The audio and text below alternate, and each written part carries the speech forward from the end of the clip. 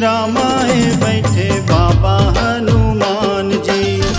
गुनी रामाए बैठे बाबा हनुमान जी। औ कछु नहीं बोले बाबा नहीं बोले कहते राम राम जी। गुनी रामाए बैठे बाबा हनुमान जी। गुनी रामाए बैठे बाबा हनुमान जी।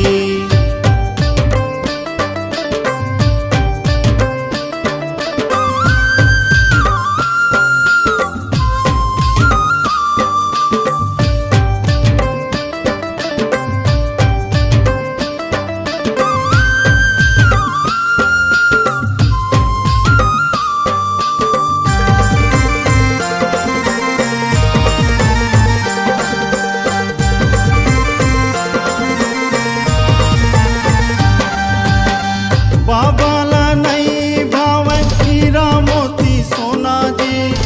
लागे हाँ बाबाला तो लइका के खिलौना जी।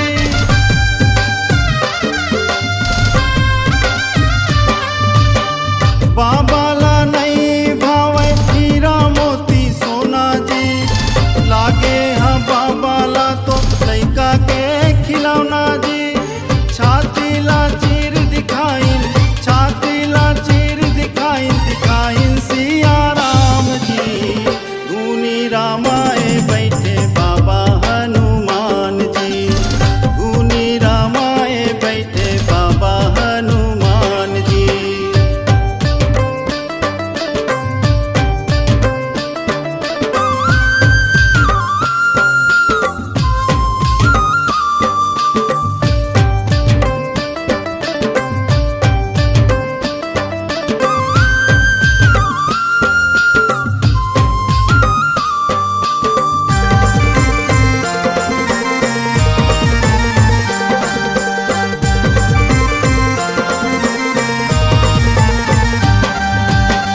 बाबा के कहना यहाँ का पाना का खोना जी।